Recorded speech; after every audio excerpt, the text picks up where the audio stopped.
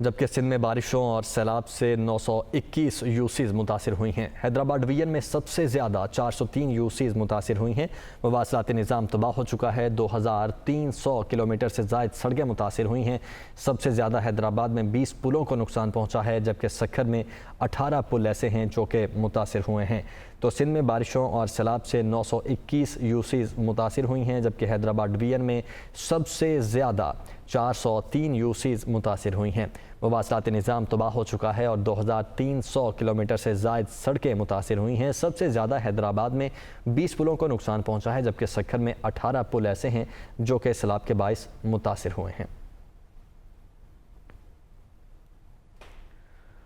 बदतरीन सैलाब, बेरहम रैलों से तबाही। सिंध, बलोचिस्तान, खैबर पख्तूनख्वा और जनूबी पंजाब में पानी ही पानी है। इंफ्रास्ट्रक्चर मुकम्मल तौर पर तबाह हो चुका है। दूर दराज इलाकों तक रसाई नामुमकिन है। राबते मुनक़ता हो चुके हैं। मुल्क भर में 1033 समात इस वक्त तक हो चुकी हैं, जबकि 9,49,000 मकानात को नुकसान पहुँचा है। विपरी मौजों से बच निकलने वालों को नए इम्तिहान का इस वक्त सामना है, जबकि खुराक और पीने का पानी भी नायाब हो चुका है। सर ढांपने तक को भी ठिकाना नहीं है। मच्छरों और दीगर हशरात की भरमार है। बीमारियां फूट पड़ी हैं। सैलाब से इंसानी अलमिए जन्म लेने लगे हैं।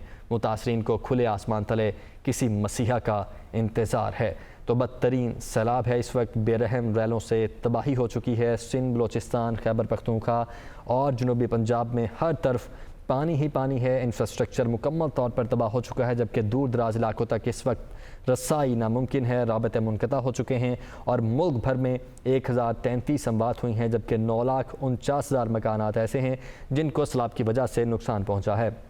विपरी मौजों से बच निकलने वालों को एक नए इम्तिहान का सामना करना पड़ रहा है। ना खुराक है, ना ही पीने का पानी दस्तयाब है, जबकि सर ढांपने को भी कोई ठिकाना नहीं है।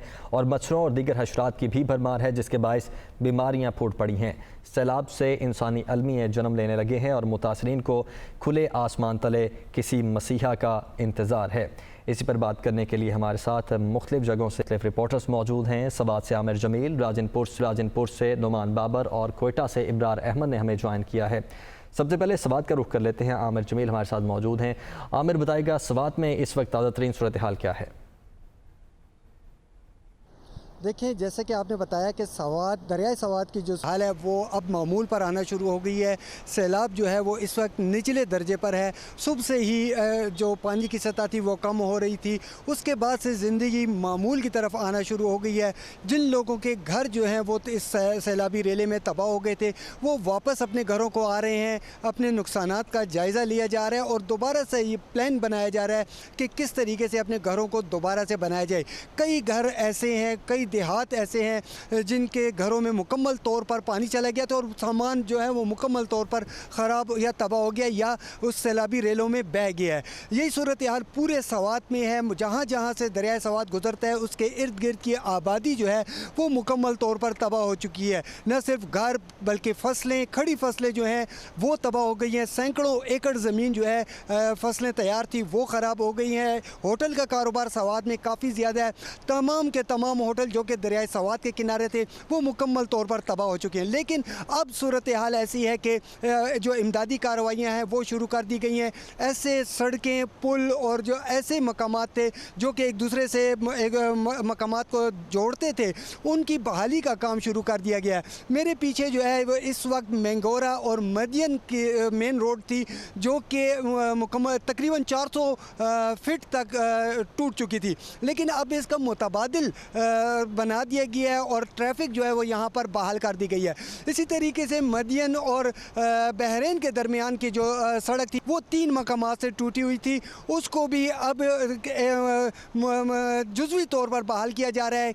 एक मुतबादिल रास्ता दे दिया गया है, कच्चा रास्ता दे दिया है, लेकिन जुज़वी तौर पर वो सड़क भी बहाल हो गई है। इसी तरीके से अतरोड़, अपर कालाम और गबीन जबा के जो इलाके हैं वो अभी तक दरियाए स्वात से चूँकि दूर हैं, तो वहाँ पर अभी तक कार्रवाई जो है नहीं की जा सकी और वहाँ पर अभी भी इन इलाकों का जो ज़मीनी राब्ता है वो मुनक़ता है। लेकिन कोशिश ये की जा रही है कि वो उन इलाकों को भी जल्द अज जल्द इन रास्तों के साथ जोड़ दिया जाए। ठीक है आमिर, आप साथ ही रहिएगा। राजनपुर का जी राजनपुर का रुख कर लेते हैं। राजनपुर में हमारे साथ नुमान बाबर मौजूद हैं। नुमान बताइएगा यहाँ पर इस वक्त क्या सूरत हाल है। आमिर जिस तरह बता रहे हैं कि स्वात में कुछ पानी कम हुआ है, यहाँ की सूरत हाल क्या है? जी बिल्कुल, राजनपुर की बस्ती पहोड़ है जहाँ पर मैं मौजूद हूँ। पहले 13 फुट पानी था, लेकिन अब 9 से 11 फुट के दरमियान पानी यहाँ पर अब मौजूद है। रेस्क्यू का जो ऑपरेशन है, रिलीफ ऑपरेशन है, वो भी जारी है। बड़ी तादाद में लोगों को बाहर निकाला गया है, लेकिन सूरत हाल यह कि जो बंद पर लोगों को बिठाया गया, मुतासिरीन को बिठाया गया है। रिलीफ के हवाले से इकदाम नहीं है, अद्वियात नहीं है, खुराक नहीं है, पीने का साफ पानी नहीं है। इसलिए सैलाब मुतासिरीन की अक्सरियत जो है सैलाबी पानी पीने पर मजबूर है। इसके साथ साथ बड़ी तादाद में लोग जो है वापस जा रहे हैं। रेस्क्यू और जो एहलकार है उनको मजबूर किया जाता है कि किसी न किसी तरह से उनको दोबारा घरों में पहुंचाया जाए। रात जो है क्योंकि यहाँ पर रिलीफ इकदाम नहीं है, तो रात वो किसी न किसी तरह से घरों की छतों पर गुजारेंगे, लेकिन यहाँ पर वो खैमे न होने की वजह से उनके मसाइल बरकरार हैं। रातें गुजारना मुसलसल मुश्किल होता जा रहा है। मोटे मोटे मच्छर हैं और उसके साथ साथ यहाँ पर बिजली और मवासलात का निज़ाम जो है वो भी तबाह होकर रह गया। जो इंफ्रास्ट्रक्चर है रोड का वो ख़त्म हो चुका है। अगर कोई बीमार होता है तो उसको दवाई के लिए राजनपुर शहर की तरफ का रुख करना पड़ता है, जो यहाँ से तकरीबन 20 से 25 किलोमीटर की मुसाफत है। मसाइल बरकरार है। मुतालबा यही किया जा रहा है कि रिलीफ के लिए इकदाम किए जाएँ। सुबह चंद जो ट्रक ज़रूर आए थे फलाई तंजीमों की जाने से, लेकिन सूरत हाल ये थी कि पुलिस हुकाम ने, पुलिस एहलकारों ने जो है सलाम मुतासिरीन को तशद्दुद का निशाना बनाया, डंडे बरसाए हैं, उनको ज़ख्मी किया, लेकिन राशन प्रोवाइड नहीं किया। इसलिए सलाम मुतासिरीन ने आज एहतजाज भी किया, मुतालबा भी किया कि पाक फौज जो है इन इलाकों का कंट्रोल संभाले। कोट बिठन है, राजनपुर है, फाजिलपुर है, इसके साथ साथ तोंसा है, डेरा गाजी खान है, जिन इलाकों में सैलाब है, पाक फौज है, इसका कंट्रोल संभाले ताकि प्रॉपर तरीके से एक मुनज़्ज़म अंदाज से जो है जो खुराक की तरसील है, जो खुराक देने का निज़ाम है वो शुरू हो सके। इसके साथ साथ ये भी कहा इलाकों का सर्वे किया जाए, क्योंकि 10 लाख से ज़ायद एकड़ रकबा जो है वो डैमेज हुआ है, तबाह हुआ है, मुख्तलिफ फसलें तबाह हुई हैं। 200 के करीब जो है अफराद जहाँ भाग हुए हैं, सैलाबी रेला बहा कर ले गए, लेकिन अभी तक जो है अम्बुलेंस जिस तरह से काम करना चाहिए था, अभी तक गवर्नमेंट ने उस तरह से एक्टिव नहीं हुई, उस तरह से रिलीफ इकदाम नहीं किए गए। जी ठीक है, हम इस वक्त राजनपुर के बाद रुख करते हैं कोयटा का। इब्रार अहमद हमारे साथ मौजूद हैं। इब्रार, यहाँ की मजमूई सूरत हाल क्या है? जी हाँ, बिल्कुल। मानसून की जो बारिशें हैं उसने पूरे बलूचिस्तान में तबाही मचाई। बलूचिस्तान का कोई भी ऐसा ज़िला नहीं जहाँ पर जो है इन बारिशों की वजह से जानी या इमलाक को जो है वो नुकसान पहुंचा। अगर कैजुअल्टीज़ की बात की जाए तो बलूचिस्तान में अब तक जो PDME की रिपोर्ट है उसके मुताबिक 245 अफराद जो हैं वो इसमें जाम बाक हुए हैं। इमलाक की अगर बात की जाए तो 61,000 से ज़ायद मकानात को नुकसान पहुँचा।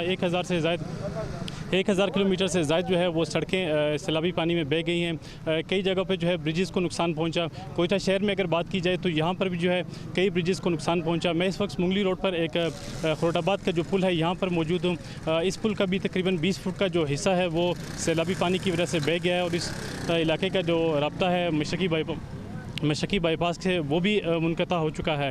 अगर इमदादी सरगर्मियों की बात की जाए तो PDMA की जो है वो इमदादी सरगर्मियाँ बलूचिस्तान में जारी हैं। उनके साथ पाक फ़ौज और FC जो है वो भी इनके साथ इमदादी सरगर्मियों में मसरूफ़ है, लेकिन मुतासिरीन की तादाद बहुत ज़्यादा है, जिसकी वजह से काफ़ी बड़ी तादाद मुतासिरीन की है जो अभी तक जो है वो इमदाद से महरूम है।